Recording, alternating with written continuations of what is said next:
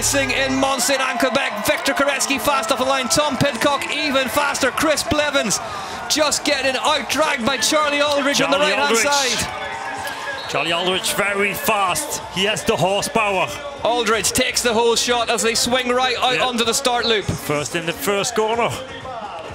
Oh, and they head up the climb on the start loop just to fin the numbers out. Simon Andreasen is up around side him. But also Alan Hatterley. I mean, the three Cannondale riders in front of the race. The three Cannondale factory racing bikes lying astern now on the right-hand side. There's Schwarzbauer in the purple of Canyon Collective up alongside them. Lucas Schwarzbauer also a good start again, as normally most of the time leading in the beginning of the race. And as we've seen in the races all day long, a good start. Blevins on the 4th place, now overtaking next to Lucas Schwarzbauer. A good start loop essential here because you want to head into the lap proper with clear air for these descents, this long grassy climb. Also Gunnar Holmgren in the blue kit. In the 5th place, the Canadian rider. Koretsky just getting swallowed up on the left-hand side here, screen in the white jersey. Blevins to the front now, alongside Simon Andreasen, his best start of the season. He saved the best to last, Descalu for Trek Factory Racing's on the left-hand side of your screen. 180 beats per minute for Charlie Aldridge up the hill. Nino Schurter in the leader's jersey with the number 1 on his bike, around, I would say, the 12th, maybe the 15th position. You see Lars Forster Victor Koretsky on the other one. Gunnar Holmgren in the blue kit. Alongside Lucas Schwarzbauer. Blooms in front of Tom Pidcock. It's like rush hour on the M25 behind them. The dirt can get claggy, sticky, fill the bikes and cleats of their shoes. We've seen lots of running in the elite women's race before this. Anton Cooper, New Zealand. And just watch the ripple effect of the riders. Yeah, it works like that. It was Vlad Daskelu, the European champion. And there's a problem there. Yeah, a chain problem. Oh, right at the top of a climb. Already that early in the race. There is Nino Schurter with Jordan Sue in front of him. Buried in the pack. Not the best start they both have. There is Koretsky, Aldridge, Flukiger. But how is it possible, Tito Akkerot, we haven't seen anything of him the whole season.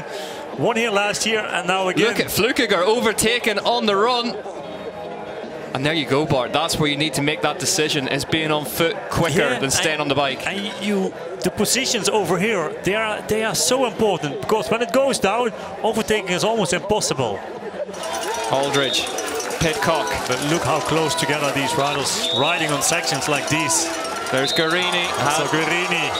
Oh, Simon Andreasen. It actually looks like one of the rock sections in the downhill track down there. Very slippery in the red. Flukiger in the lead now up this climb. And look at Flukiger. There is the Flukiger we're used to seeing, the head rolling, shoulder swaying. He's on a mission. On a mission today, Matthias Flukiger for Thomas Maxson. Look at Pidcock at the bottom of your picture now, working back onto the back of that group. To Charlie Aldridge in front of him.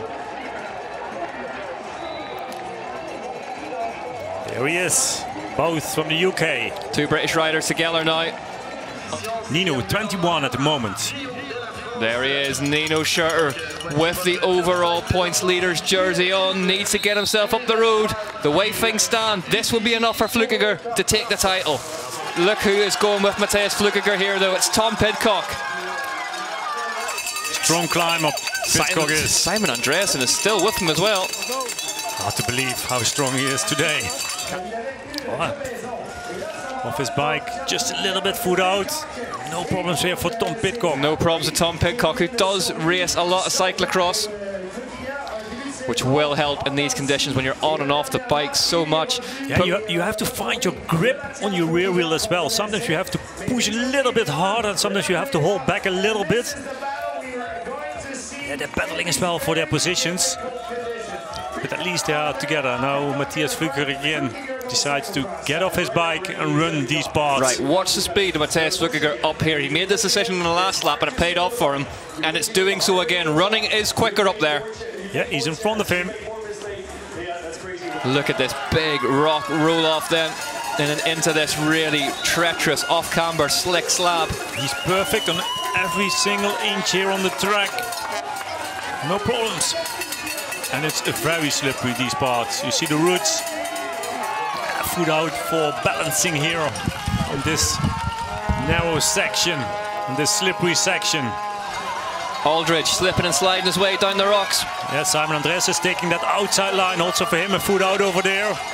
As Victor Koretsky comes inside. It felt like Victor Koretsky made a little bit. Oh, he's rear flat, oh, Matthias Flückiger. Rear flat. But look at the effort he's putting in up here. Tom Pidcock will overtaking him after that tag zone. Flückiger's in. How quick can they do it? Steps back from the bike, has a drink. Pidcock inherits the lead off the race. The axle comes out of that Tumis. Pidcock. It always takes too long for the rider. What was it, Sam Gaze? How was it he put it last week? I'd keep a bit of tension on my chain. Pidcock, I think, he did it in about 20. Oh, it's quick. Less than 20 seconds it was. Unbelievably quick change 19 from the seconds. Tumis Maxon mechanics. Superb professionalism from them. Flückiger is off and running, and he's got to catch this man now, the UCI World Champion, Tom Pidcock. So Flückiger is in third place now behind Aldridge and Pidcock, two British riders leading the way here at the UCI World Cup finals in Mont-Sainte-Anne. There's Aldridge, 186 beats per minute.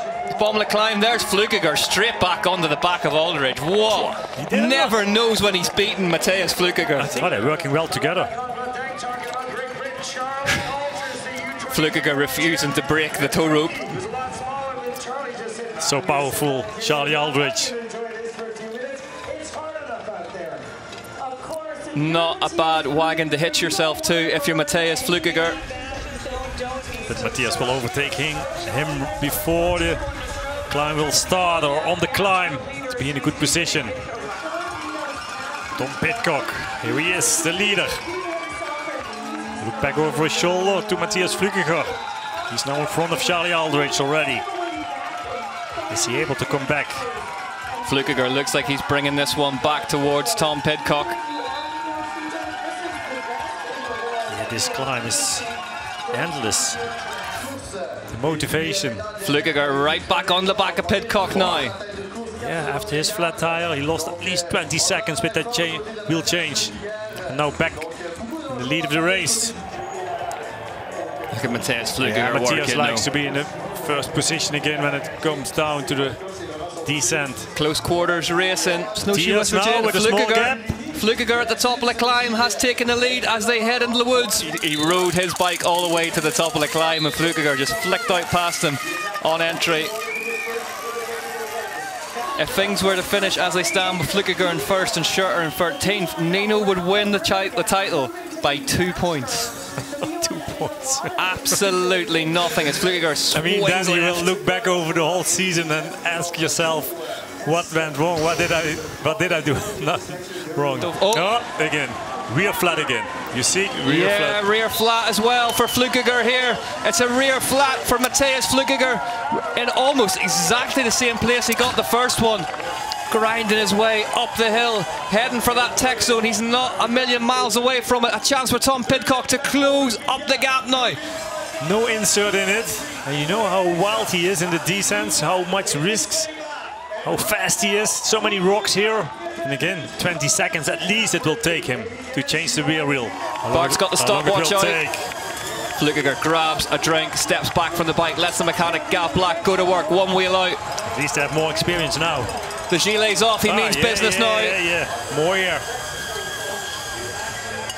He's back on the bike before the axle is fully in, and he is gone. Yeah, again, less than 20 seconds again. What 19 a again. Change from Gav Black. Take a bow.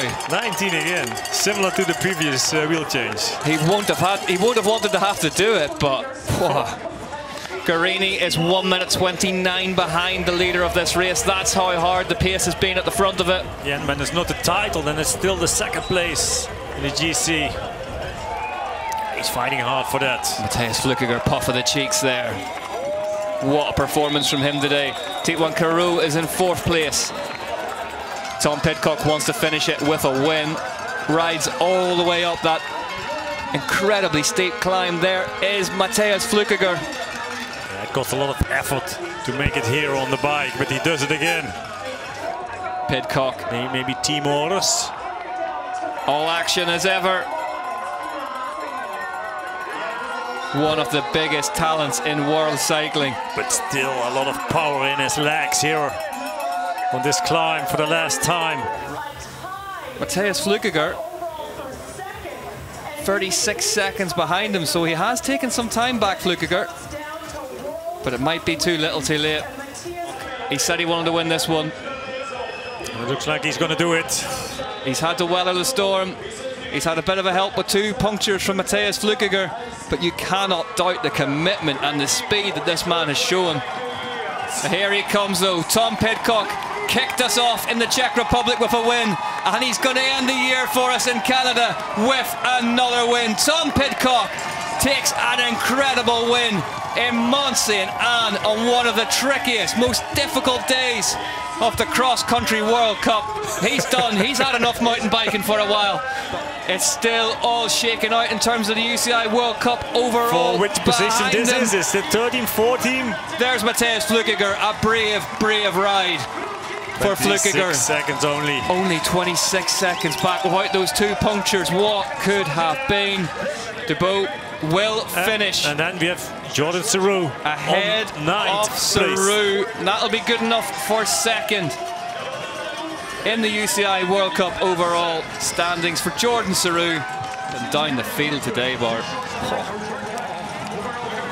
There he is though, the UCI World Cup overall title winner, Nino Schurter.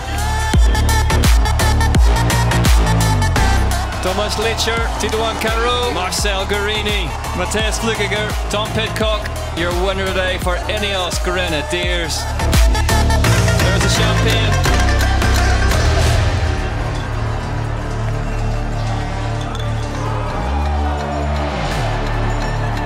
Nino Schurter is the UCI Cross Country Olympic World Cup winner 2023. And then Sarrou, then Flukiger.